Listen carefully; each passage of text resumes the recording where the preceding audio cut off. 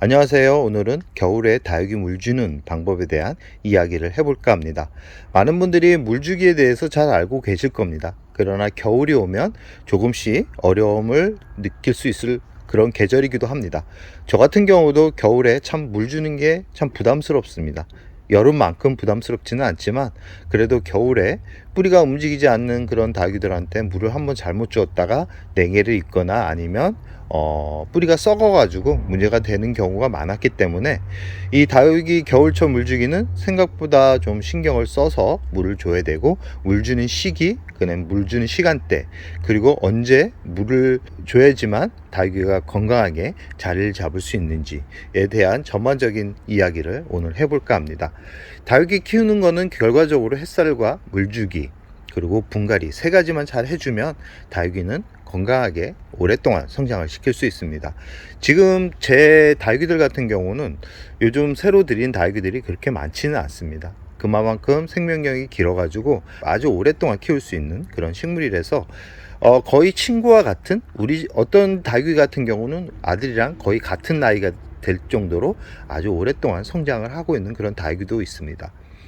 가끔 집에서 관엽을 키우다 보면 관엽 같은 경우도 오래 키울 수 있지만 분갈이 하기가 쉽지 않고 이동하기도 쉽지 않고, 그리고 이 계절의 변화에 그렇게 크게 이렇게 변화가 없어가지고 있는 둥 없는 둥 잘 보기는 하지만 잘 관리를 하지 않게 되는, 그러나 이 다육이 같은 경우는 계절의 변화가 아주 많기 때문에 그 계절에 맞게 이 손이 가게 되고 관심을 가지게 돼서 저 같은 경우는 참 좋아하는 그런 품종이다 보니까 더 물주기, 더 관심을 가지게 되고, 아픈 구석이 있는지, 아픈 데가 있는지, 아니면 이 다육이가 영양분이 없어 가지고 힘들어 하는지, 그런 하나하나 다 관심을 가지면서 성장을 시키고 있는, 키우고 있는 그런 식물이라고 할 수 있습니다.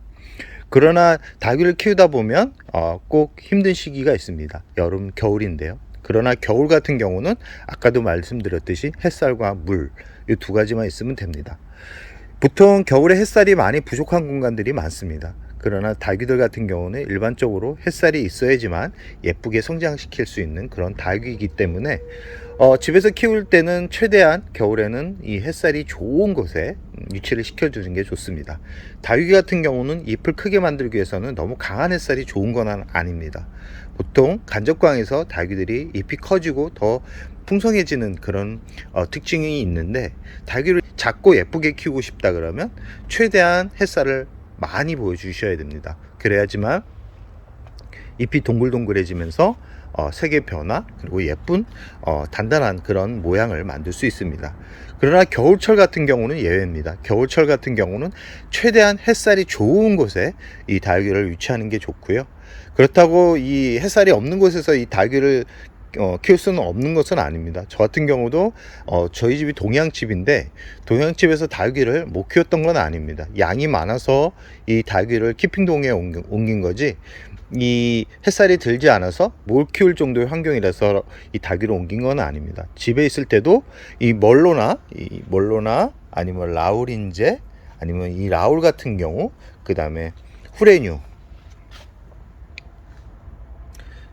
그리고 벤바디스와 같은 이런 다육이들 같은 경우는 집에서도 아주 잘 자랍니다. 그리고 그늘이 져 있어도 약간의 웃자람은 있을 수는 있지만 못난이로 성장을 시키지는 않습니다.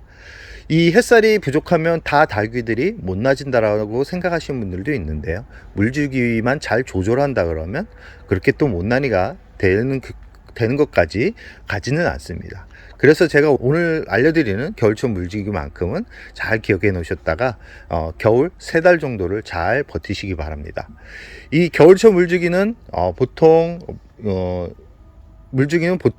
아침 시간대에 주는 게 가장 좋습니다. 저녁 시간에 주게 되면 기온이 많이 내려가 가지고 이 다육이가 냉해를 입는 경우가 많기 때문에 최대한 아침 시간에 주는데, 특히 아침 시간에 줄 때는 이 물을 너무 과하게 주는 게 좋은 것만은 아닙니다. 이 다육이 뿌리가 멈춰 있는 그런 시기이기 때문에 잎이 커져 가지고 성장하는 그런 모습을 보이고는 있지만 뿌리는 그렇게 크게 움직이지 않는다라고 생각을 하시면 되고요.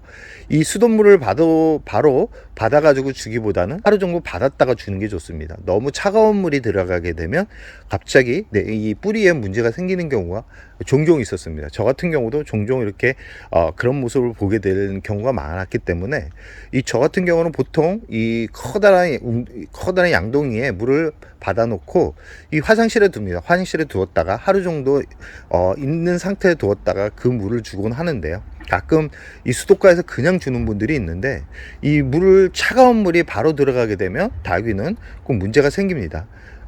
뿌리가 잠들어 있는데 일어나라고 냉수 마찰을 시키는 거가 똑같죠. 사람들한테 추운 겨울에 차가운 물을 던져주면 어떨까요? 똑같습니다. 다육이도 마찬가지입니다. 다육이도 살아있는 그런 생명체이기 때문에 최대한 너무 차가운 물을 주지 않는 게 좋습니다. 이 난을 키워보시는 분들은 아실 겁니다. 난을 너무 차가운 물을 주거나 바로 물을 주기보다는 하루 정도 받아 놨다가 주는 물이 더 효과가 좋고 이 식물들한테 더 좋다라는 것은 아마 식물을 좋아하시는 분들이라 그러면 누구나 알 수 있는 부분입니다. 그렇기 때문에 물을 받아 놔서 아침 시간대 주거나 주말에 날을 잡아 가지고 따뜻한 날 물을 주는 게 좋고요. 그리고 일주일 내내 영하권에 바람이 많이 부는 날, 그런 날은 물을 주지 않는 게 좋습니다. 이 다육이가 아무리 강인한 생명력을 가지고 있다 그래도 겨울에 물을 한 줌도 얻어 마시지 못하고 성장을 한다는 것은 참 불쌍한 일이죠. 그렇기 때문에 다육이 같은 경우도 한 달에 한 번은 물을 주는데 물의 양은 최대 머그컵 반잔 정도는 넘기지 않는 게 좋습니다. 보통 집에서 키우는 화분들 같은 경우는 대부분 사이즈가 이 정도 작은 사이즈일 겁니다. 저 같은 경우는 거의 대품이다 보니까 머그컵 반잔 정도라고 생각을 하는데, 집에서 키우는 이런 15cm에서 10cm 정도의 사이에 있는 그런 다육이들 같은 경우는 보통 머그컵 3분의 1주, 3분의 1잔 정도면 충분합니다. 그 정도의 양이면 뿌리가 너무 건조해 가지고 부스러지는 경우까지 가지 않기 때문에, 그리고 너무 건조해 가지고 깍지벌레가 생기는 경우도 많이 예방을 할 수 있습니다. 아니면 약재를 살포하는 정도의 물량이면 됩니다. 가끔 건조하면 깍지벌레나 아니면 응애, 아니면 곰팡이병이 발생할 수 있기 때문에 날씨가 따뜻한 날을 잡아 가지고 약재를 한 번씩 살포를 하는데, 그거를 대충 살포하기보다는 물을 준다라는 생각으로 살포를 하면 굳이 따로 물을 줄 필요는 없습니다. 제가 저번 영상에서 소개해드렸던 다키파나 균키파 아니면 다키움 같은 약재를 15일 간격으로 주면서 물을 준다 그러면 그런 물의 양이 충분하지 싶습니다.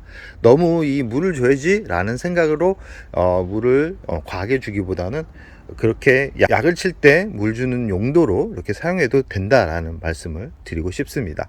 그러나 약을 치거나 물을 줄 때도 꼭 낮 시간 아니면 아침 시간을 이용해서 물을 주고요. 물을 주고 가장 중요한 게 뭐냐면 빠르게 마르는 게 좋습니다. 화분 속에 수분이 너무 오랫동안 머물러 있으면 이 다육이들이 생각보다 뿌리가 이 냉해를 입을 가능성이 많아지기 때문에 바닥에 신문을 깔고 그 위에 화분을 올려놓으면 생각보다 물이 빠르게 마릅니다. 에이, 설마 물이 빠르게 마르겠어? 라고 생각하시는 분들이 있는데, 의외로 이 종이가 이 습도 조절을 하는데 아주 효과가 좋았습니다. 수년간의 경험을 통해서 발견한 부분이기 때문에 아마 신문을 많이 이용하시는 분들이 많습니다.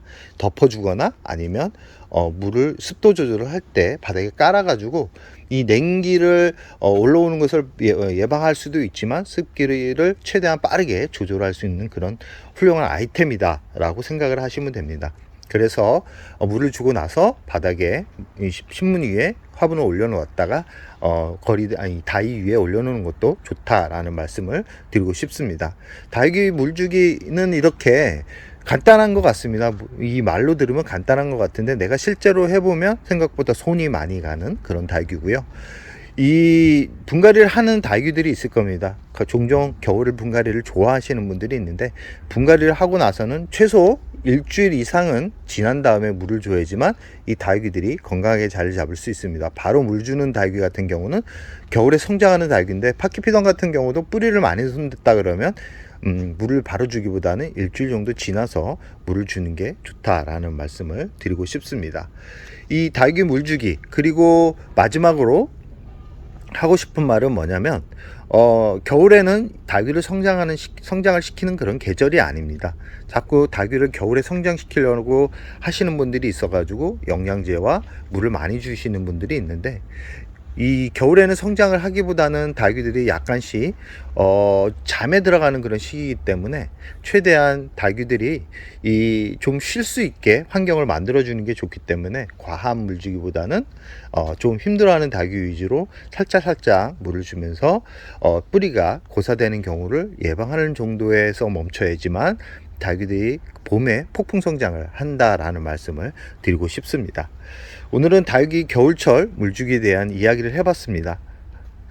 별거 아닌 것 같지만 그 작은 그런 부분 하나 때문에 닭이가 크게 성장을 하는지 아니면 힘들어 하는지가 결정이 됩니다. 닭이를 처음 키우시는 분들 같은 경우 겨울이 두려울 수도 있지만 생각보다 여름만큼 그렇게 두렵지 않은 계절이기 때문에 아마 예뻐지는 그런 닭이 얼굴을 보면서 아마 힐링하는 시간이 더 많을 거라고 생각을 해봅니다. 그럼 오늘의 영상을 여기서 마무리할까 합니다.